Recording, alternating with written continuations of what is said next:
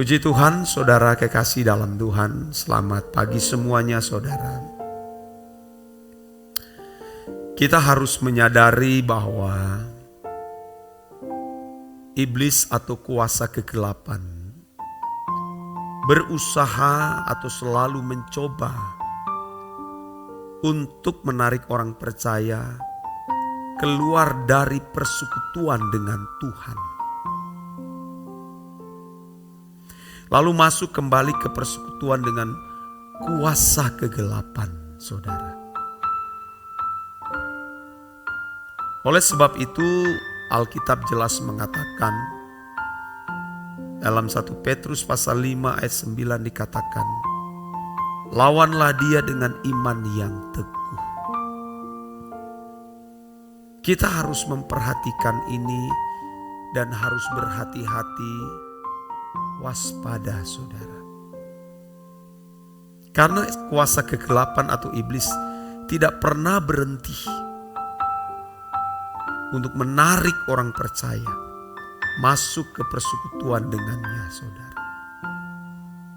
Banyak hal yang bisa dia tawarkan di dalam kehidupan kita masing-masing untuk menarik masuk ke persekutuan dengannya. Bisa melalui gadget, saudara, melalui apapun yang bisa kita lihat, bisa kita rasa, bisa kita raba. Dia berusaha untuk menyimpangkan pikiran kita, fokus kita ke arah yang benar, saudara. Seperti dia menyimpangkan pikiran Hawa dari hadapan Tuhan. Paulus mengatakan, aku takut kalau pikiran kamu disesatkan oleh ular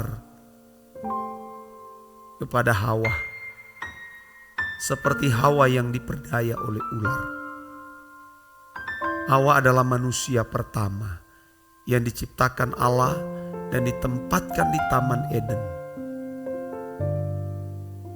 Taman Eden itu menjadi tempat di mana manusia pertama membangun relasi dengan Allah. Taman Eden menjadi tempat di mana manusia pertama bertumbuh terus sampai tingkat memiliki pikiran dan perasaan Bapa.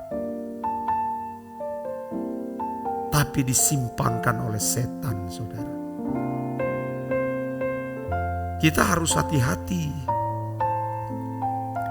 Itu sebabnya, saudara, kita harus memiliki iman yang teguh. Lawan dia dengan iman yang teguh. Iman yang teguh artinya kesungguhan untuk menuruti kehendak Allah. Dalam hal ini iman bukan hanya sekedar keyakinan dalam Yesus adalah Tuhan dan Juru Selamat. Lalu kita menjadi pasif, tidak berbuat sesuatu. Itu sangat mudah menjadi makanan empuk kuasa kegelapan. Iman itu adalah penurutan terhadap kehendak Allah atau kehendak Bapa. Bukan sekedar keyakinan, yakin-yakin saja Yesus adalah Tuhan dan Juru Selamat, lalu pasif, tidak melakukan apa-apa. Nah, itu menjadi makanan kuasa gelap. Lawan dia artinya kita harus berusaha untuk taat kepada Allah. Taat kepada Allah itu sama dengan mengikuti jejak Yesus. Ya, saudara. Maka iblis akan lari dari hadapanmu. Nah, firman Tuhan mengatakan, tunduklah kepada Allah dan lawanlah iblis, maka ia lari daripadamu. Mendekatlah kepada Allah dan Allah akan mendekat kepadamu. Tahirkanlah tanganmu hai kamu orang-orang berdosa, dan sucikanlah hatimu, kamu yang mendua hati. Yakobus pasal 4 ayat 7 dan 8 itu. Jadi bukan pasif. Nah, banyak orang Kristen, saya orang beriman, iman yang tidak jelas, iman imajiner, iman akali itu namanya. Iman tanpa melakukan apa-apa, itu sebuah kebodohan. Maka tidak heran kalau orang Kristen menjadi makanan empuk kuasa kegelapan. Padahal ada syarat, saudara.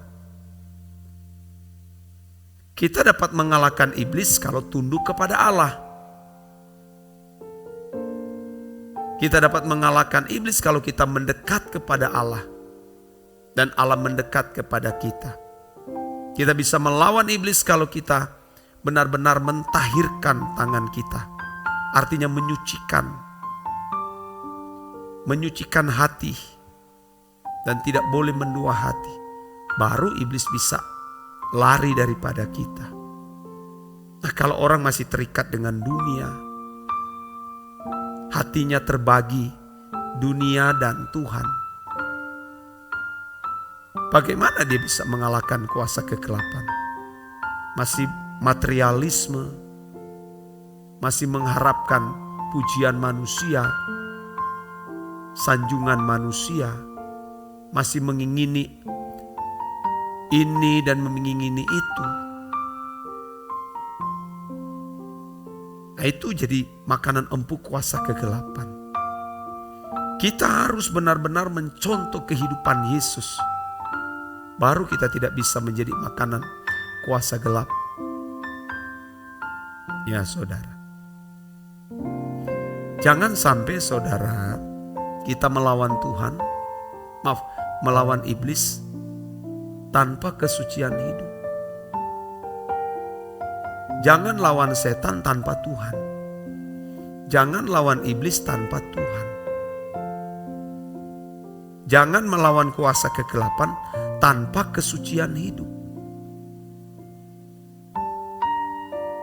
Sekelas pendeta pun saudara tidak bisa lawan setan kalau tidak hidup suci setiap hari. Dari apa yang dia tonton di gadget itu menentukan. Setan bisa membuat kita kehabisan waktu di gadget yang kita pegang setiap hari. Kasihkan scroll. Sampai tidak baca Alkitab, sampai tidak berdoa. Iya. Dalam doa tadi ya saudara, Tuhan ingatkan kepada saya. Banyak orang, ini saudara mau percaya atau tidak, pada waktu sebelum saya memimpin doa pagi, saya berdoa, lalu Tuhan ingatkan. Banyak orang termasuk hamba Tuhan,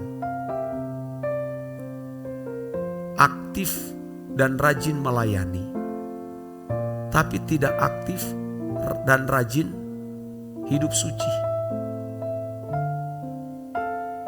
Ini benar, Tuhan kasih loh. Aktif dan rajin melayani, tapi tidak aktif dan rajin hidup suci. Oh, beda ini. Mestinya dua-dua harus berjalan bersama.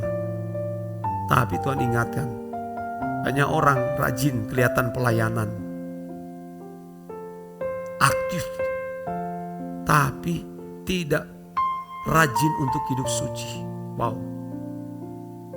Dan ternyata benar, Tuhan mengatakan dalam Matius 7:21, kalau pada akhirnya ada kelompok orang yang ditolak di kekekalan, Tuhan berkata, aku tidak kenal kamu.